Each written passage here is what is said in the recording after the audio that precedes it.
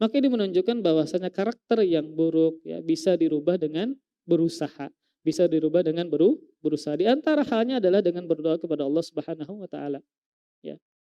Dengan berdoa kepada Allah Subhanahu wa taala.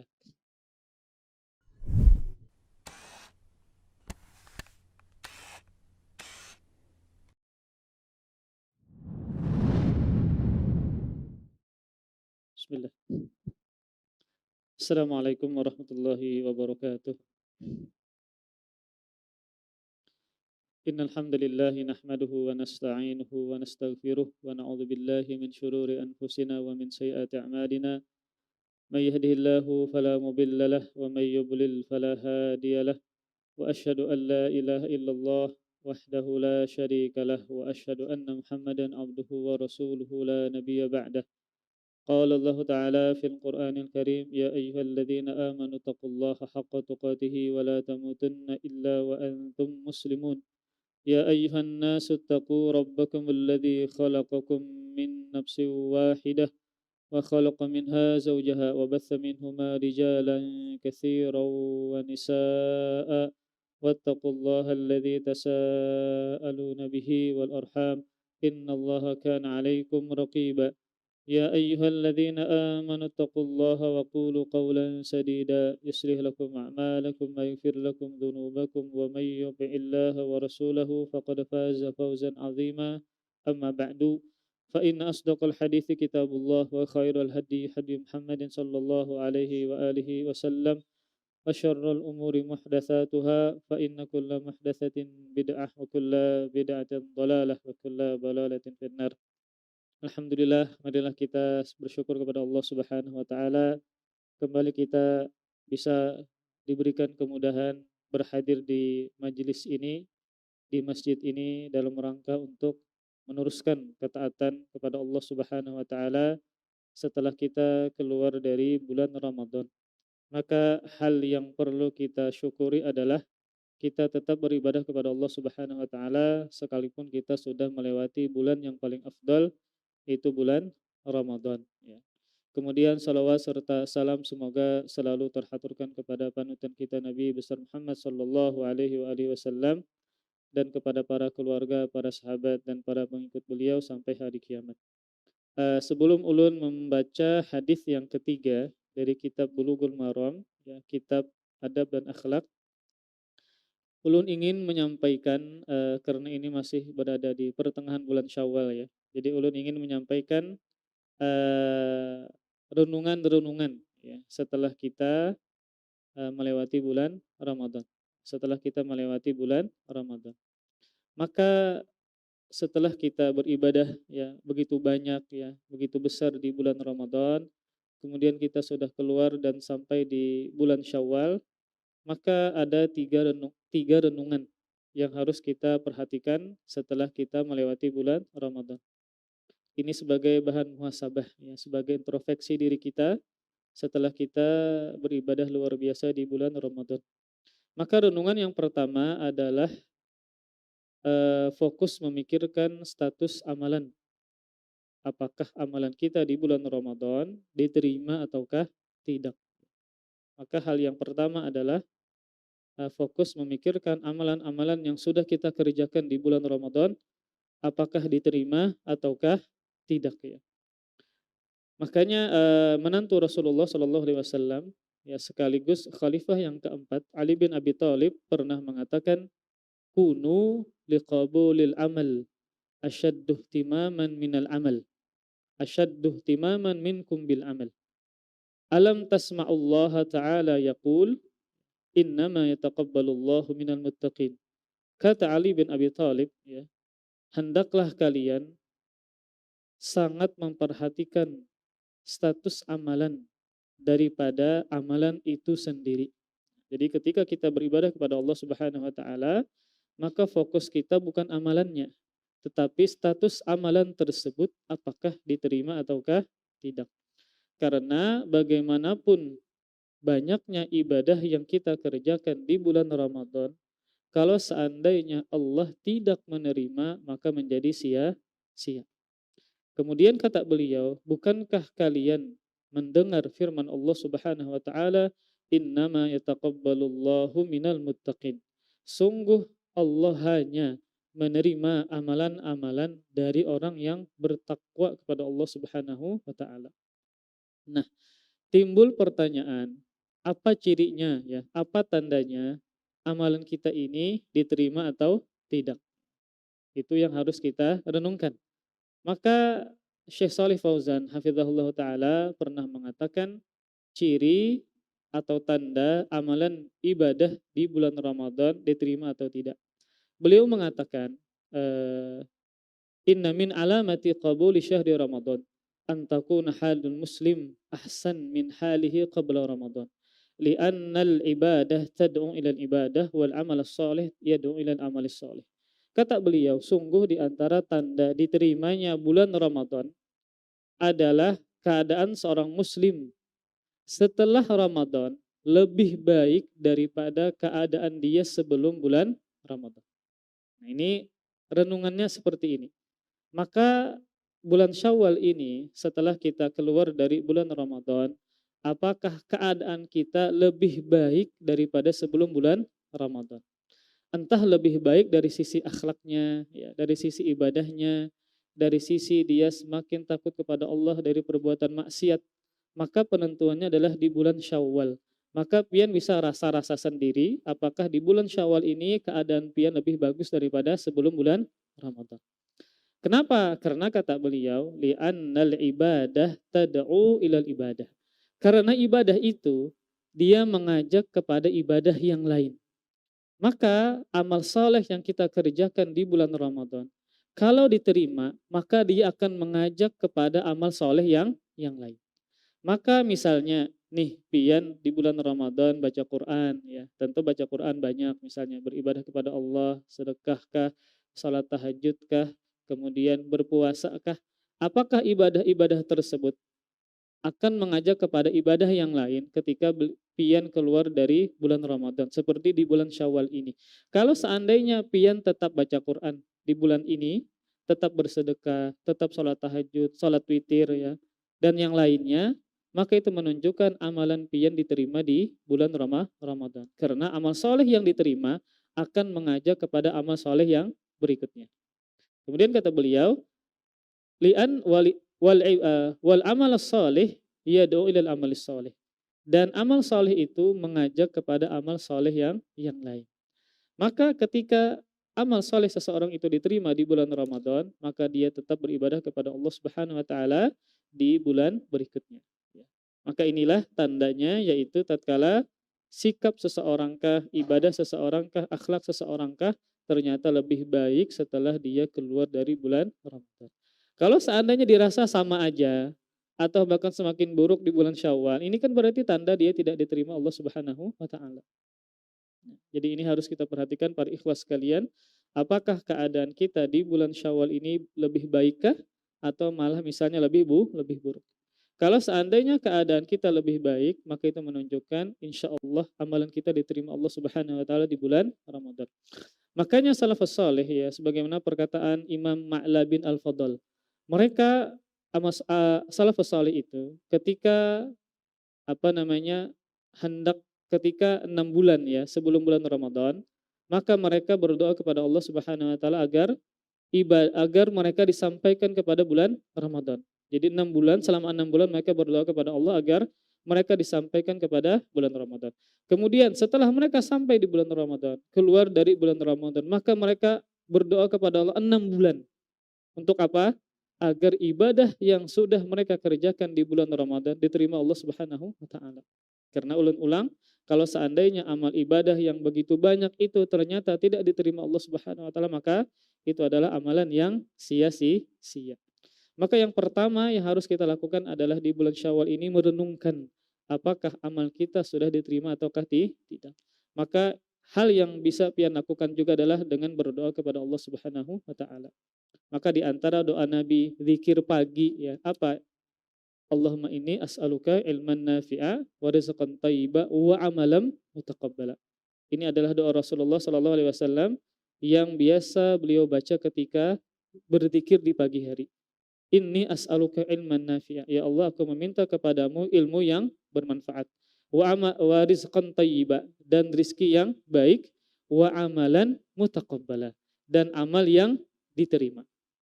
Itu yang pertama, fokus memikirkan status amalan, apakah diterima ataukah tidak. Kemudian renungan yang kedua adalah bahwa tidak ada kata pensiun dalam beribadah kepada Allah Subhanahu wa taala. Maka jangan sampai baca Quran itu pensiun ketika pian sudah keluar dari bulan Ramadan. Maka ibadah-ibadah yang berbagai macam yang pian kerjakan di bulan Ramadan yang begitu banyak, yang begitu besar, maka jangan sampai terhenti ketika kita sudah keluar dari bulan Ramadan. Seperti salat witir ya. Kalau salat tarawih kan itu salat sunnah yang hanya dikerjakan di bulan Ramadan saja. Tetapi salat witir itu setiap malam dikerjakan. Bahkan termasuk wasiat yang Nabi berikan kepada sahabat Abu Hurairah. Di antaranya adalah tidak tidur kecuali di malam hari ya, kecuali melakukan salat witir. Maka tetap mengerjakan salat witir ya, salat tahajud ya, kemudian baca Al-Qur'an, bersedekah dan seterusnya.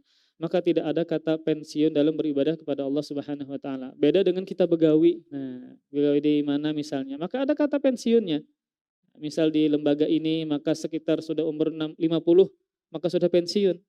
Itu begawi. Tapi kalau beribadah kepada Allah, mau dia tua, mau dia muda, mau dia sakit, sehat, perempuan, laki-laki, tidak ada kata pensiun dalam beribadah kepada Allah Subhanahu wa taala. Maka barang siapa yang menjadi hamba Ramadan, maka Ramadan telah berakhir. Namun barang siapa yang menjadi hamba Allah, maka Allah diibadahi setiap waktu. Seorang imam yang bernama Bishr Al-Hafi ya. Beliau ditanya tentang sekelompok orang yang hanya beribadah kepada Allah di bulan Ramadan saja, semangat di bulan Ramadan saja. Namun ketika sudah berakhir, kada semangat lagi, kada beribadah lagi. Apa kata beliau? Bi'sal qaumu alladzina la ya'rifuna Allah illa fi Ramadan. Sebaik-baik kaum adalah yang hanya mereka beribadah kepada Allah di bulan Ramadan saja. Itu kata beliau apa? Disebut dengan seburuk-buruk dari kaum yang hanya beribadah kepada Allah, yang hanya mengenal Allah di bulan Ramadan saja. Padahal Ramadan cuma 1 bulan, kita menghadapi 11 bulan. Jadi bulan Ramadan itu adalah ulun ini ulang-ulang setiap tahun ya. Jadi Ramadan itu adalah seperti daurah, seperti pelatihan. Selama 1 bulan di tempat macam-macam, yang mana disiapkan untuk 11 bulan. Kalau seandainya cuma harat ketika daurah saja, ketika latihan saja, sama seperti perang. Harat cuma latihan, tapi ketika bertemu dengan musuh, keok kayak itu nah. Padahal kan latihan itu disiapkan untuk berperang. Sama halnya seperti ketika seseorang itu beribadah di bulan Ramadan agar dia bertakwa kepada Allah di 11 bulan berikutnya.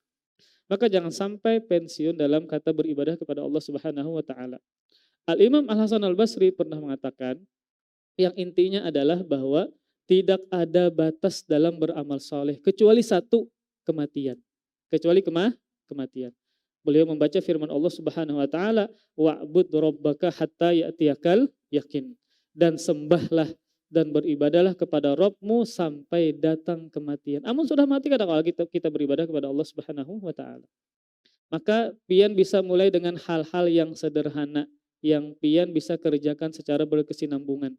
Misal pian kawa setiap hari bulan Ramadan 1 juz. Maka pian bisa mulai 1 lembar kah, 2 lembar kah, tetapi secara berkesinambungan, secara istiqomah. Misal setiap hari 1 lembar dulu. Setelah pian kawa seminggu 1 lembar, pian tambah 2 lembar, pian tambah 3 lembar. Ya. Yang penting dikerjakan secara berkesinambungan. Karena juga yang dinilai dari ibadah adalah bukan banyak dan sedikitnya, namun yang dikerjakan secara berkesinambungan. Rasulullah SAW pernah bersabda, habul a'mali ilallah adwamuha wa in qalla. Bahwa sebaik-baik amalan adalah yang dikerjakan secara berkesinambungan sekalipun jumlahnya sedikit. Jadi selambar. Kalau sudah mampu maka pian tambah lagi, kemudian pian tambah lagi, yang penting dikerjakan secara berkesinambungan. Kemudian yang ketiga, bahan renungan yang ketiga adalah agar kita fokus minta maaf kepada Allah Subhanahu wa taala. Biasanya kalau orang itu sudah keluar dari bulan Ramadan, kemudian hari raya Idul Fitri, maka hanya fokus minta maaf kepada makhluk. Maafan kepada tetangga, kepada kawan, kepada kuitan dan seterusnya. Padahal yang paling pertama adalah dia harus fokus dulu minta maaf kepada Allah Subhanahu wa taala. Karena kita yakin bahwasanya banyak kelalaian dan kekurangan yang kita kerjakan di bulan Ramadan. Nah, termasuk salah satu bentuk minta maaf kepada Allah selain beristighfar, bertaubat adalah mengiringi keburukan dengan kebaikan. Termasuk cara kita minta maaf kepada Allah adalah mengiringi keburukan dengan kebaikan.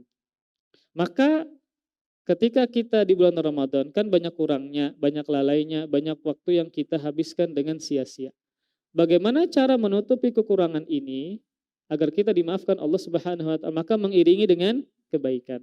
Nah, maka kebaikan yang terdekat yang sekarang kita di bulan Syawal adalah dengan puasa 6 hari bulan Syawal. Ini adalah amalan yang terdekat yang bisa kita lakukan untuk minta maaf kepada Allah Subhanahu wa taala. Dan juga Rasulullah sallallahu alaihi wasallam pernah bersabda, "Man shoma Ramadan tsumma atba'ahu sittan min Syawal kana kasiyamid dahri." Kata Rasulullah sallallahu alaihi wasallam, barang siapa yang telah berpuasa di bulan Ramadan, kemudian mengiringinya dengan 6 hari puasa sunnah bulan Syawal, maka seakan-akan dia berpuasa selama setahun. Karena satu kali puasa dibalas dengan 10. Kita sudah berpuasa misalnya 1 bulan 30 hari maka 300. Kemudian 6 hari maka menjadi 30 maka menjadi 300. Kemudian 6 hari maka menjadi 60. Maka 360 hari sama dengan setahun. Jadi itu cara kita minta maaf kepada Allah Subhanahu wa taala, yaitu dengan mengiringi keburukan dengan kebaikan. Dan juga agar ibadah puasa bulan Ramadan kita ditambah dengan amalan-amalan yang sunnah. Sama seperti pian sholat wajib. Maka ada qobliyahnya, ada ba'diyahnya. Kayak sembahyang zuhur, ada qobliyah zuhur, ada ba'diyah zuhur. Yang kita kerjakan sebagai penambal dari kekurangan dari sholat wajib. Sebagai penyempurna dari kekurangan sholat wajib. Maka puasa Ramadan ada penambalnya, ada penyempurnanya. Yaitu qobliyahnya adalah puasa sunnah bulan Sya'ban, kalau ba'diyahnya adalah puasa sunnah bulan Syawal. Maka yang belum memulai maka bisa pian mulai dengan hari yang pian mudah untuk memulainya. Misal pian bisa hari libur misalnya Sabtu dan Ahad, sisanya kerja. Ya. Maka pian bisa setiap pekan itu 2 hari puasa. Ya. Kemudian juga pian tambah nanti dengan 2 hari yang berikutnya sehingga bisa sempurna 6 hari. Maka ini adalah cara kita untuk minta maaf kepada Allah Subhanahu wa taala, yaitu dengan mengiringi keburukan dengan kebaikan. Maka 3 hal yang harus kita perhatikan adalah yang pertama yaitu agar kita tetap beribadah kepada Allah Subhanahu wa taala, istiqamah dalam beribadah kepada Allah Subhanahu wa taala. Yang kedua adalah fokus untuk merenungkan status amalan kita apakah diterima atau tidak. Kemudian yang ketiga, fokus untuk minta maaf kepada Allah Subhanahu wa taala. Kemudian kita sambung hadis yang ketiga dari kitab Al-Adab wal Akhlaq, dari kitab Bulughul Maram karya Al-Hafidz Ibnu Hajar Al-Asqalani. Kita baca, wa anin Nawas bin Sim'an radhiyallahu taala anhuma qala sa'altu Rasulullah sallallahu alaihi wasallam anil birri wal ithmi faqala al birru wa husnul khuluq wal ismu ma haka fi sadrik wa karihta an yattali alaihin nas. Dari sahabat An-Nawas bin Sim'an radhiyallahu taala anhuma, semoga Allah merahmati meridai keduanya. Beliau sahabat ini berkata, aku bertanya kepada Rasulullah sallallahu alaihi wasallam tentang makna albir atau kebajikan dan dosa. Maka Rasulullah sallallahu alaihi wasallam menjawab, kebajikan itu adalah akhlak yang mulia. Dan dosa itu adalah apa yang membuat gelisah di dalam hatimu. Dan engkau tidak suka kalau orang lain mengetahui engkau melakukannya. Maka hadis ini bercerita tentang hakikat kebaikan dan dosa. Yang pertama adalah sedikit terjemah atau biografi dari rawi ini. Hadis ini sahih dikeluarkan oleh Imam Muslim. Hadis ini dari sahabat Nawas bin Sim'an, Nawas bin Sim'an. Bukan Abu Nawas bukan tapi Nawas bin Sim'an. Jadi ada sahabat Nabi yang bernama Nawas. Jadi bagus saja kalau pian mengarani anak Nawas ya. Nawas ini adalah salah satu sahabat Nabi Shallallahu Alaihi Wasallam. Nawas bin Sim'an. Boleh dibaca sinnya kasrah, boleh dibaca sinnya fathah. Namun yang paling masyhur adalah dibaca kasrah. Nawas bin Sim'an. Dan Nawas ini dan abahnya ini dua-duanya adalah sahabat. Makanya kalau pian perhatikan dalam kitab pian ini, radhiyallahu anhu maka anhukah di kitab pian? Apa Pak? Anhukah anhumakah? Coba yang baca apa Bu Akila? Anhu.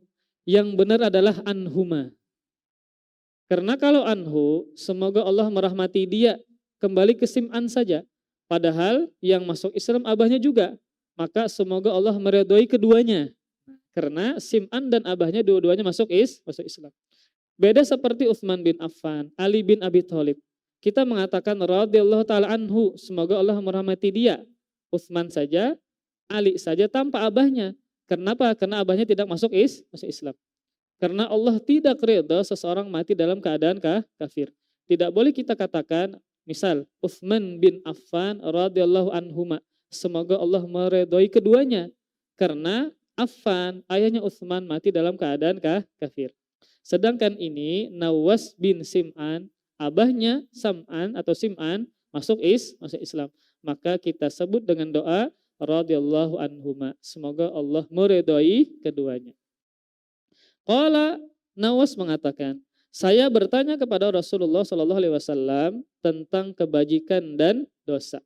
Maka hadis ini menunjukkan bagaimana perhatian para sahabat terhadap ilmu. Karena termasuk kebiasaan para sahabat radhiyallahu taala anhum adalah mereka suka bertanya kepada Rasulullah Shallallahu Alaihi Wasallam. Pertanyaan berkaitan dengan agama mereka. Maka di antara cara mendapatkan ilmu selain kita duduk hadir mendengarkan kajian adalah dengan bertanya. Maka inilah juga kebiasaan para sahabat agar mereka mendapatkan ilmu agama, maka mereka senantiasa bertanya kepada Rasulullah Shallallahu Alaihi Wasallam. Dan sahabat Nawas ini ya bin Sim'an ini beliau tinggal di negeri Syam ya, tinggal di negeri Syam. Dan beliau ya termasuk banyak memiliki murid dari kalangan tabi'in. Di antara murid beliau yang terkenal adalah Jubair bin Nufair dan juga Abu Idris Al-Khawlani. Dan beliau adalah sahabat yang tinggal di negeri Syam. Kemudian para ikhwah sekalian, albir yaitu kebajikan. Sahabat ini bertanya kepada Rasulullah Shallallahu Alaihi Wasallam tentang kebajikan. Maka Rasulullah Shallallahu Alaihi Wasallam menjawab, albirru husnul khuluq. Kebajikan itu adalah akhlak mulia. Kebajikan itu adalah akhlak mulia. Padahal kan kebajikan itu banyak. Kenapa Rasul cuma mengatakan kebajikan itu adalah akhlak mulia? Maka di sini maknanya dua. Jadi Rasul mengatakan kebajikan itu adalah akhlak mulia. Padahal kan kebajikan sangat banyak. Ada sholat, ada ibadah, ada tauhid. Tetapi Rasul katakan kebajikan itu adalah akhlak mulia, maka maknanya dua. Yang pertama adalah akhlak mulia adalah kebajikan yang paling besar. Maka akhlak mulia adalah kebajikan yang paling besar. Ini sama seperti hadis Nabi, Rasul mengatakan tentang wukuf di Arafah. Rasul mengatakan, al-hajju Arafah. Haji itu adalah wukuf di Arafah. Padahal kan kegiatan haji banyak, bukan cuma wukuf di Arafah saja. Maka maksudnya adalah rukun yang paling besar dari ibadah haji adalah wukuf di Arafah. Jadi maksud dari perkataan Nabi bahwasanya kebajikan itu adalah akhlak mulia, yaitu macam yang paling besar dari kebaikan adalah akhlak mulia. Ini makna yang pertama. Makna yang kedua dari perkataan Nabi, kebajikan itu adalah akhlak mulia, maksudnya adalah yaitu akhlak mulia adalah suatu ibadah yang mencakup bagi seluruh kebaikan. Akhlak mulia adalah suatu ibadah yang mencakup seluruh kebaikan. Maka sebagaimana yang telah kita bahas sebelumnya, makna dari akhlak mulia yaitu yang pertama adalah badlun nada, yaitu memberikan kebaikan. Yang kedua kaful adza, menahan dari mengganggu orang lain. Yang ketiga wahtimalul adza, menahan gangguan dari orang lain. Ulang afwan. Yang pertama badlun nada, memberikan kebaikan. Yang kedua kaful adza, tidak mengganggu. Yang ketiga ihtimalul adza, menahan gangguan orang lain. Maka ini maksud dari akhlak mulia. Maka makna yang kedua dari sabda Rasulullah Shallallahu Alaihi Wasallam bahwa akhlak mulia adalah bahwa kebaikan adalah akhlak mulia, maka maksudnya yaitu suatu ibadah yang mencakup seluruh kebaikan. Kebaikan yang berputar antara satu, badlun nada, memberikan kebaikan. Maka kebaikan apapun yang bisa pian berikan, maka disebut berakhlak mulia. Yang kedua, kaful adza, tidak mengganggu. Ini adalah minimal dari berakhlak mulia, itu tidak mengganggu. Yang ketiga, wahtimalul adza, menahan gangguan dari orang. Maksudnya adalah ketika ada orang yang menzalimi pian tidak membalas, pian sikapi dengan sabar. Maka ini juga termasuk akhlak mulia. Maka akhlak mulia itu kepada orang lain, kepada makhluk berputar antara tiga ini. Yang pertama adalah memberikan kebaikan, yang kedua adalah tidak mengganggu, yang ketiga menahan atau sabar terhadap gangguan orang lain. Maka inilah yang dimaksud oleh Rasulullah Shallallahu Alaihi Wasallam bahwa kebajikan itu adalah akhlak mulia karena dia mencakup seluruh kebaikan yang terdapat dalam berakhlak mulia. Jadi hanya sekadar kita tidak mengganggu tetangga, tidak mengganggu binatang yang lewat, itu adalah akhlak mulia. Apalagi pian suka memberikan kebaikan kepada orang, manfaat ilmu, manfaat harta, fisik dan seterusnya, maka disebut berakhlak mulia. Dan juga termasuk berakhlak mulia adalah kalau pian dizalimi, disakiti, pian sabar, pian tahan, tidak pian balas, maka juga disebut akhlak mulia.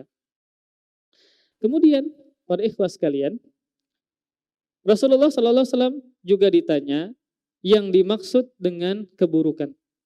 Maka Rasul menjawab, mahaka fi sodrik wa karihta an yattali alaihin nas, yaitu sesuatu yang membuat hatimu gelisah dan engkau benci bahwa orang-orang melihat engkau melakukan hal yang demikian. Maka ini adalah cara untuk mengenali sebuah dosa. Yaitu ketika kita melakukan sebuah dosa, maka kita merasa tidak enak di dalam hati kita. Kita gelisah, kita tidak nyaman dan tidak tentram. Nah, namun perasaan seperti ini ketika seseorang melakukan sebuah dosa, kemudian dia hatinya gelisah, tidak tenang, kepikiran terus, ini bagi seseorang yang memiliki fitrah yang masih selamat. Berbeda kalau seandainya fitrahnya sudah rusak, atau orang tersebut suka bermaksiat kepada Allah secara terang-terangan. Ketika dia bermaksiat kepada Allah, maka dia biasa-biasa saja, tidak punya perasaan sedih, tidak punya perasaan apa? Punya perasaan yang gelisah dan perasaannya tetap tenang. Kan kita misalnya melakukan sebuah dosa ya. Misal kita melihat hal-hal yang diharamkan ya, atau misalnya praktek riba, kita kerjakan, maka hati kita gelisah. Itu menunjukkan fitrah kita masih selamat. Beda seandainya orang yang suka bermaksiat kepada Allah secara terang-terangan. Apalagi dia kampanyekan ya. Yang lagi viral sekarang ya. Yang di podcast itu ya. Yang LGBT itu. Dia kan secara terang-terangan menyukai sesama jenis. Kalau orang seperti ini, ketika dia melakukan sebuah dosa berkaitan dengan sesama jenis ini, maka dia tidak gelisah ketika dia menyukai sesama jenis. Kenapa? Karena dia secara terang-terangan melakukan sebuah dosa tersebut. Atau misalnya dia memiliki sebuah kebiasaan yang dia ulang-ulangi terus, yang dia tidak hilangkan. Karena ini menjadi sebuah kebiasaan. Ketika dia melakukan sebuah dosa, maka dia tidak memiliki perasaan apapun ketika melakukan dosa tersebut. Beda halnya ketika dia seorang muslim, imannya masih bagus, fitrahnya masih bagus. Ketika dia melakukan sebuah dosa, pasti hatinya tidak nyaman. Maka itu menunjukkan apa? Dosa membuat hati seseorang menjadi gelisah. Maka ini para ikhwas sekalian, maka bisa jadi kegelisahan, kekhawatiran, kegundahan yang kita alami, yang kita rasakan, bisa jadi karena faktor dosa yang kita telah kerjakan. Nah, maka hal yang harus kita dalami adalah bagaimana kita mengetahui dosa, maka caranya tidak lain adalah dengan belajar tentang kitabullah dan sunnah Rasulullah SAW. Maka itu caranya kita agar bisa mengetahui mana yang dosa, mana yang tidak. Nah, terkadang para ikhwas sekalian, ketika ada sebuah perkara yang mana kita tidak tahu apakah ini dosakah, tidakkah, sehingga kita ragu-ragu. Terkadang ketika kita ingin mengerjakan, kita nggak berani, kita khawatir terjatuh ke dalam dosa tersebut, sehingga hati kita menjadi gelisah. Nah, maka ini pernah ya ditanyakan kepada ulun ya. Jadi pernah terjadi ada kasus ya. Jadi kawan ini ya, dia membeli barang, ya. Kemudian dia mendapatkan diskon. Dia mendapatkan diskon karena minjam kartu dari teman yang kerja di situ. Sedangkan pemilik usaha tidak tahu. Padahal kan yang dapat diskon cuma pemilik kartu. Sehingga tatkala dia membeli dengan keanggotaan si kawan tadi, dia mendapatkan diskon. Setelah dia melakukan yang dia kan nggak tahu sebelumnya hukumnya. Tetapi ketika dia mengerjakan, hatinya gelisah. Kada nyaman, ini bujurkah, kadakah? Bolehkah, kadakah? Sehingga ditanyakan kepada ulun. Maka ya jawaban ulun sebagai bentuk kehati-hatian dan antum tidak tahu dan hati antum merespon. Ini halalkah, kadakah? Sehingga ini kada nyaman, kepikiran terusnya. Ini menunjukkan apa? Ketika kita dalam keadaan ragu-ragu, maka tanya kepada hati pian, apakah nyamankah atau tidak? Maka jangan sampai pian teruskan kemudian pian kerjakan. Biasanya berkaitan dengan bisnis kah ya, dengan muamalah kah? Kadang kita ragu-ragu, ini halalkah, kadakah? Maka jangan pian teruskan. Ketika hati pian merespon, kada nyaman kalau seandainya pian kerjakan.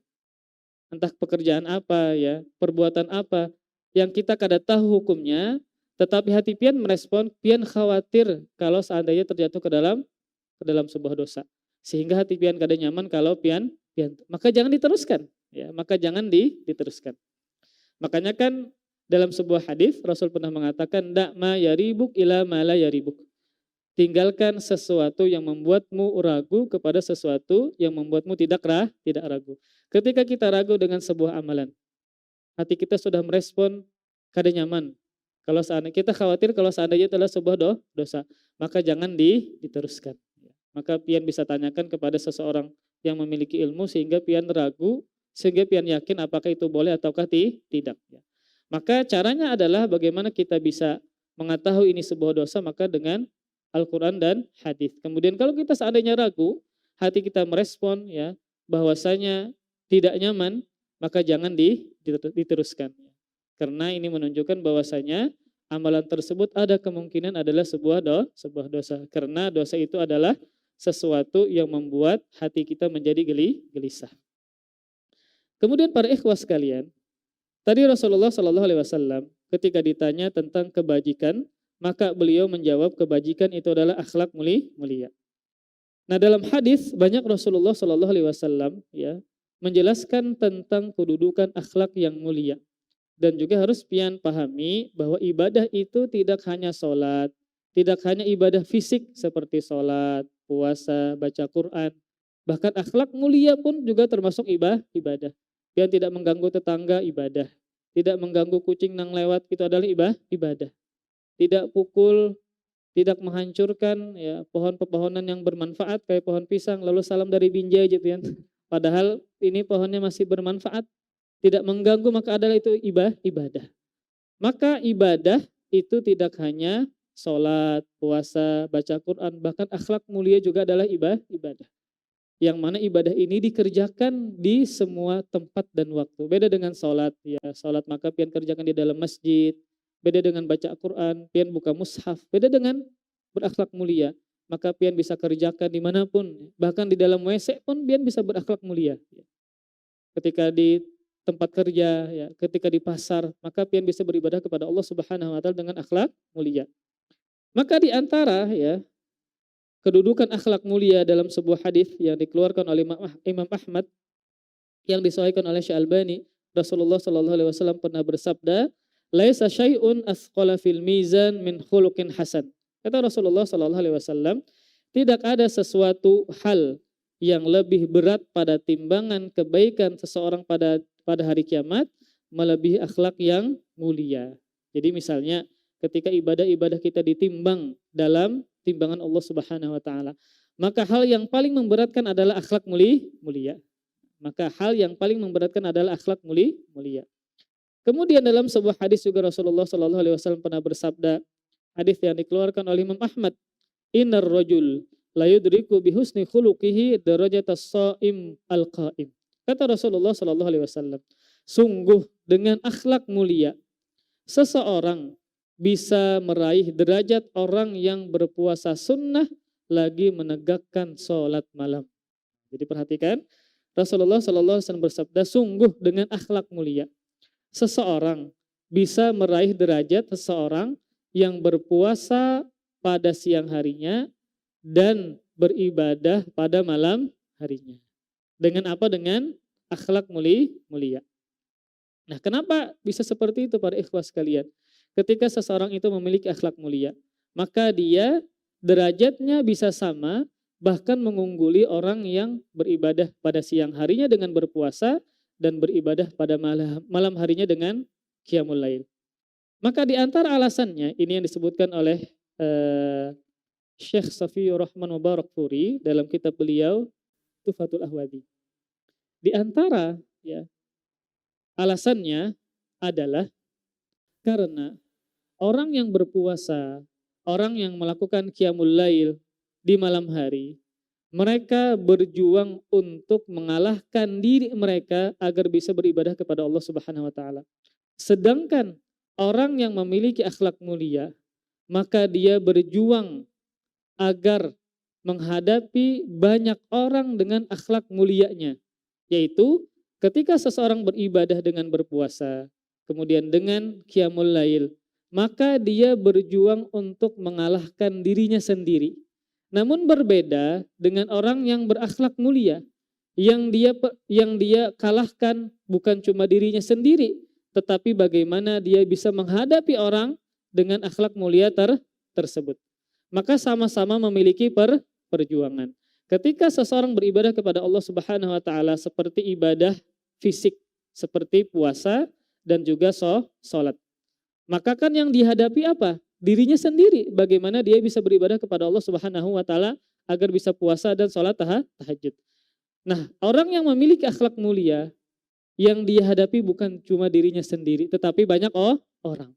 Bagaimana dia bersikap dengan baik ketika berhadapan dengan orang banyak. Sama-sama memiliki perjuangan. Bahkan bisa jadi orang yang memiliki akhlak mulia derajatnya lebih tinggi dibandingkan dengan orang yang puasa dengan orang yang tahajud di malam hari. Kenapa demikian? Karena perjuangannya terkadang lebih berat memiliki akhlak mulia. Karena kalau pian misalnya kayak puasa, yang pian hadapi cuma diri pian sendiri. Bagaimana pian mengalahkan nafsu pian sehingga pian bisa berpuasa. Namun ketika berakhlak mulia, yang pian hadapi adalah banyak orang. Maka terkadang ada orang yang suka berpuasa, namun akhlaknya buruk, dia tidak bisa menghadapi sikap orang. Ada orang yang sholat tahajud, qiyamul lail, namun dia ternyata masih buruk akhlaknya kepada orang. Itu menunjukkan mengalahkan diri sendiri itu lebih mudah daripada mengalahkan watak orang. Maka ini menunjukkan bahwasanya bisa jadi orang yang memiliki akhlak mulia itu lebih tinggi derajatnya daripada orang yang berpuasa dan sholat tahajud di malam hari. Karena perjuangannya lebih berat dibandingkan dia hanya mengalahkan sekedar diri sendiri. Dan juga orang yang berpuasa, orang yang qiyamul lail, itu adalah ibadah yang kebaikannya untuk diri sendiri. Kalau akhlak mulia, itu kebaikannya untuk siapa? Untuk orang lain.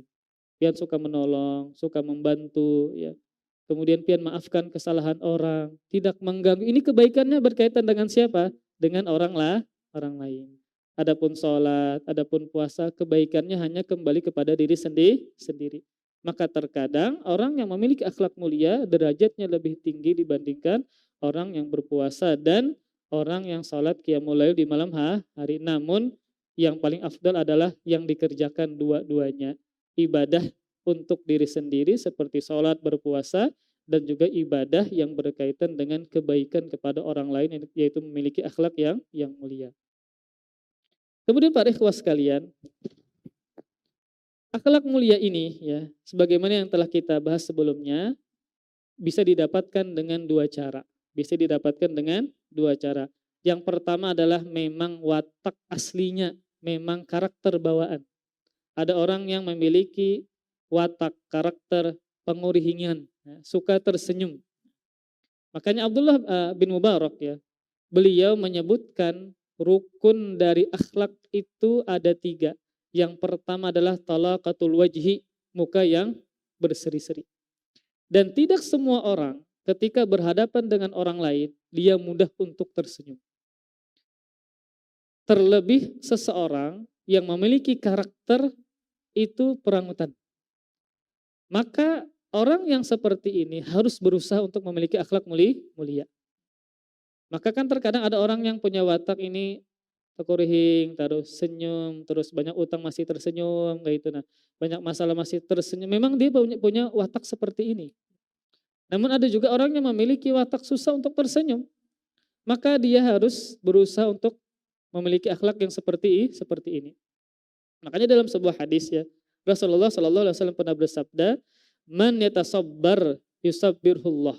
Barang siapa yang berusaha untuk bersabar, ya, jadi kata Rasul, barang siapa yang berusaha untuk bersabar, niscaya Allah akan menjadikannya sebagai orang yang penyabar.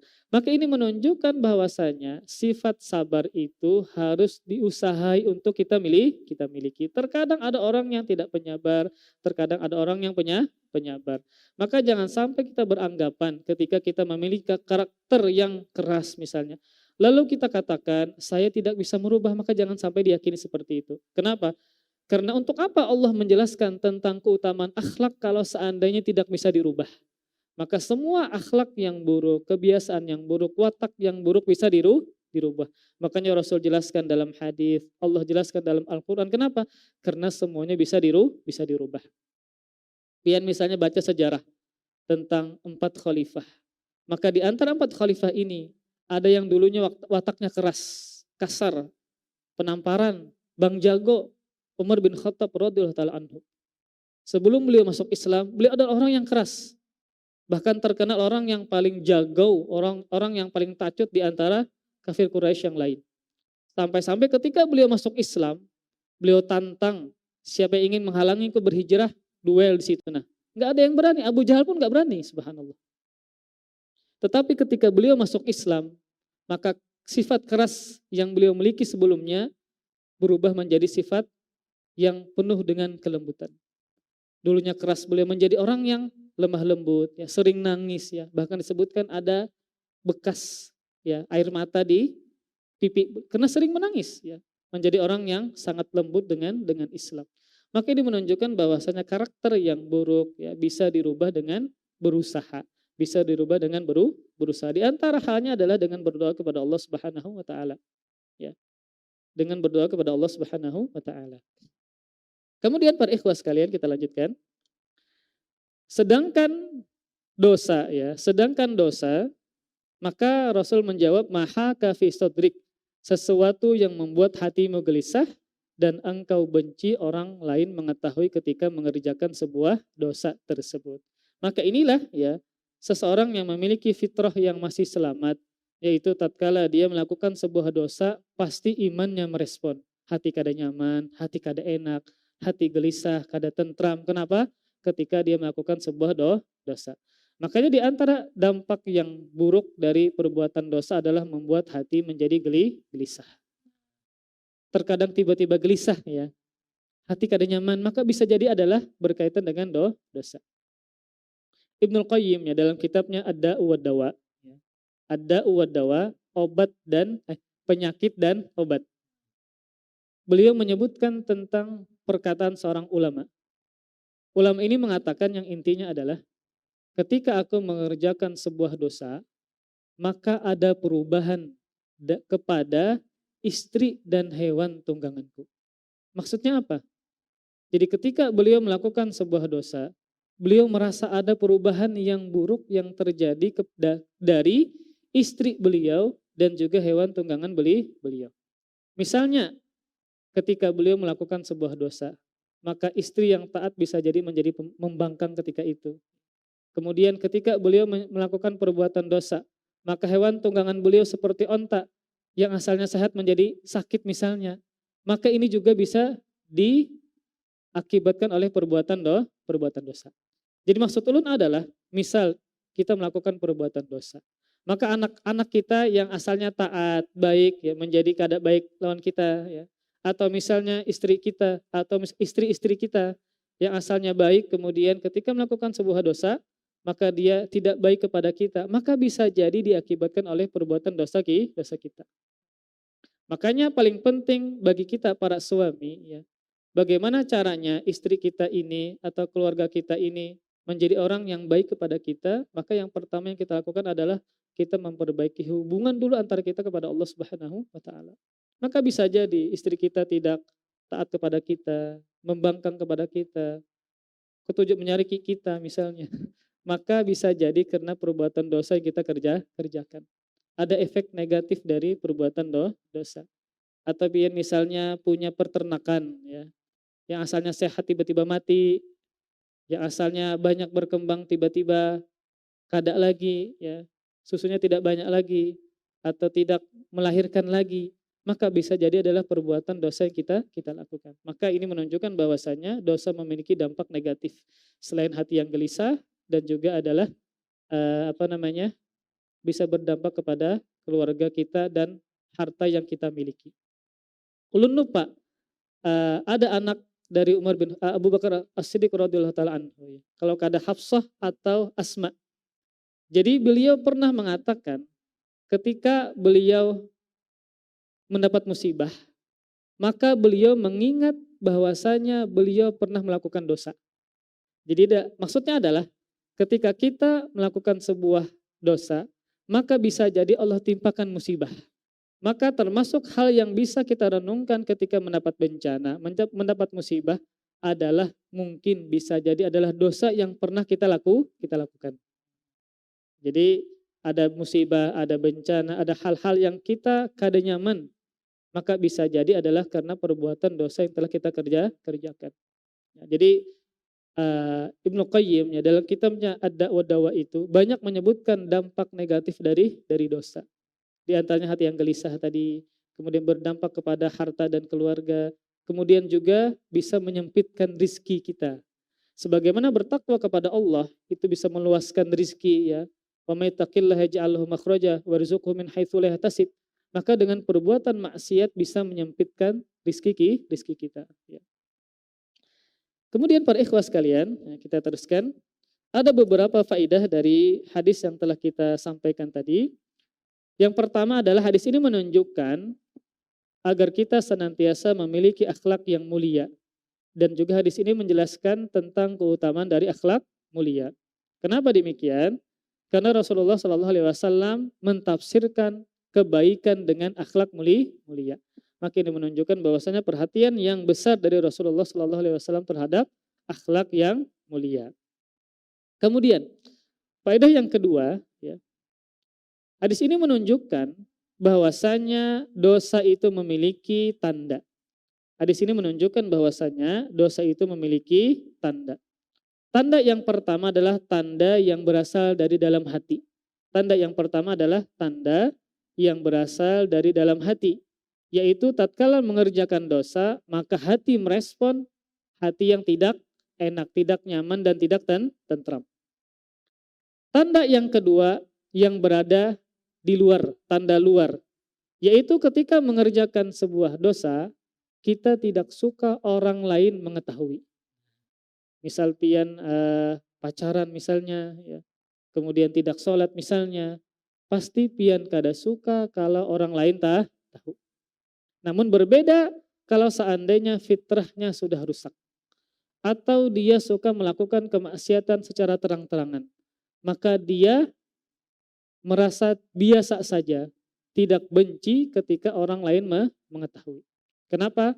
Kalau seandainya fitrahnya sudah rusak, atau dia suka melakukan kemaksiatan secara terang-terangan, atau yang ketiga, dia melakukan perbuatan tersebut menjadi kebiasaan.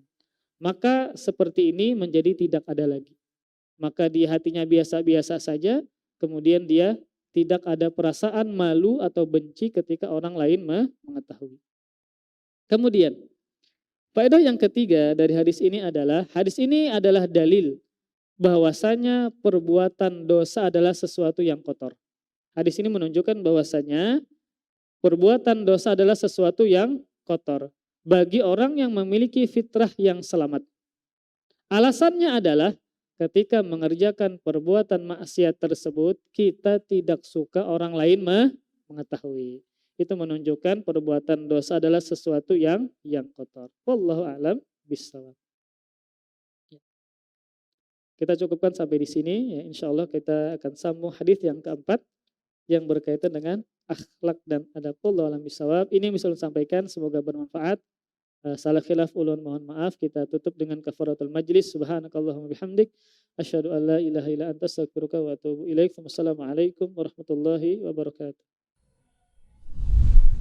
Terima kasih. Jazakumullah khairan wa barakallahu fikum. Video ini dibuat atas partisipasi dari donasi Anda. Semoga menjadi amal jariah bagi Anda semuanya.